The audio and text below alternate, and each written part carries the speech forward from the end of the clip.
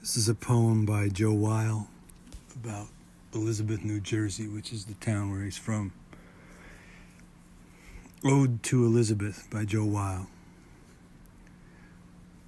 Grimy Elizabeth, Time magazine intones. This city escaped the race riots, never quite sank, and consequently never rose. It's not a town for poets. You live here, you work the factory or a trade. Down the Burg in Peterstown, Italian bricklayers sit on stoops, boxes, chairs, playing poker into 1 a.m. Drive up Elizabeth Avenue and you'll hear the salsa music blast from every window. Even the potted geraniums dance. In La Palmita, old Cuban guys sip coffee from little plastic cups. They talk politics, prize fights, Castro, soccer. Our mayor looks like a lesser Mayor Daley. Smokes cigars, wears loud plaid suits, the ultimate used car salesman. He's been in since '64, a Mick with a machine. He's been reelected because he's a consistent evil, and here in Elizabeth, we appreciate consistency. Half the law of life is hanging on, to frame houses, pensions. Every Sunday, ethnic radio, Irish hour, Polish hour, Lithuanian hour. My father sits in the kitchen listening to Kevin Barry. He wishes he could still sing.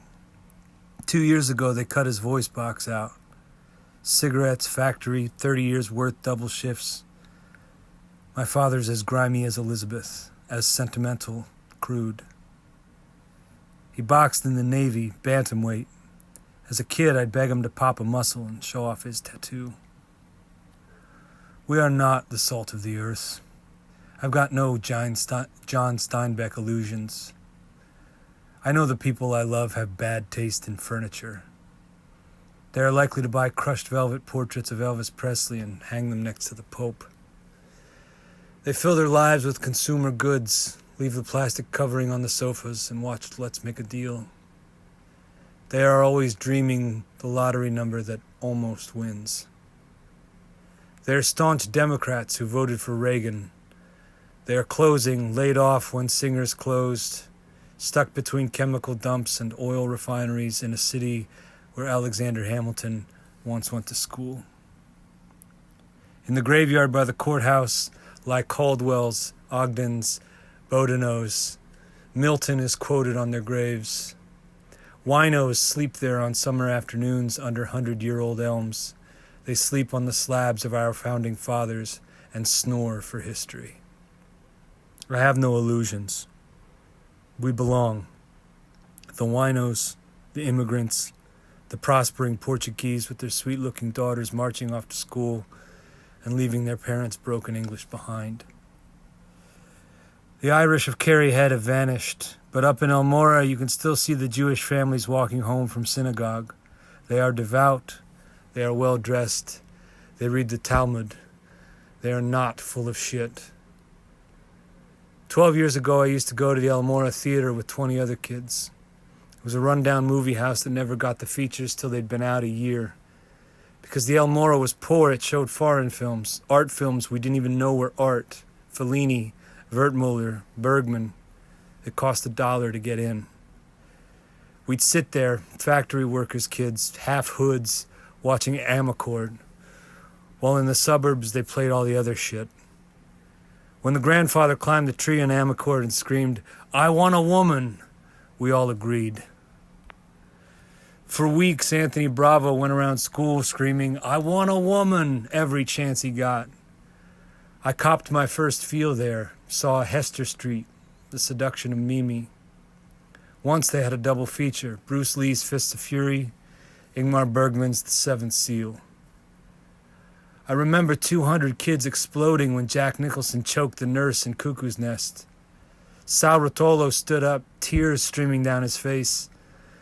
And when they took Jack's soul away, we all sat there, silent. It lingered with us all the way home, empty-eyed and sad. Here in Elizabeth, tasteless city, where Amarcord was allowed to be just another flick, where no one looked for symbols or sat politely through the credits. If art moved us at all, it was with real amazement. We had no frame of reference.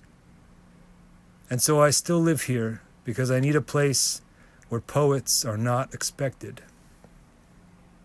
I would go nuts in a town where everybody read Pound, where old ladies never swept their stoops or poured hot water on the ants.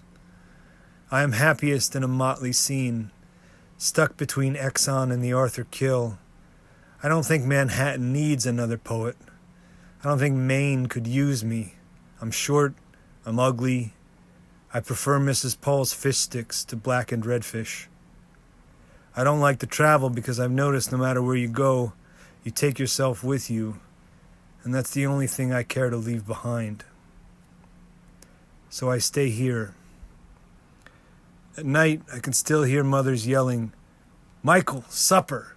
Get your ass in gear." Where nothing is sacred, everything is sacred. Where no one writes, the air seems strangely charged with metaphor. In short, I like a grimy city. I suspect culture because it has been given over to grants, credentials, and people with cute haircuts. I suspect poetry because it talks to itself too much, tells an inside joke. It has forgotten how to pray. It has forgotten how to praise. Tonight, I write no poem. I write to praise. I praise the motley city of my birth. I write to be a citizen of Elizabeth, New Jersey. Like a goddamned ancient Greek, I stand for the smallest bit of ground, my turf, this squalid city, here in the armpit of the beast. Tonight, the ghosts of Ogdens, Caldwells, Boudinaux's walk among the winos. They exist in the salsa music blaring on Elizabeth Avenue. They rise up and kiss the gargoyles of Cherry Street. They are like King David dancing naked, unashamed before the covenant. Tonight, even the stones can praise. The Irish dead of Kerry Head are singing in their sleep.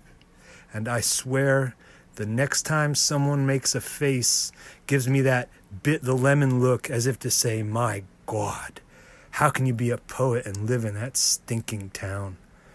My answer will be swift. I'll kick him in the balls.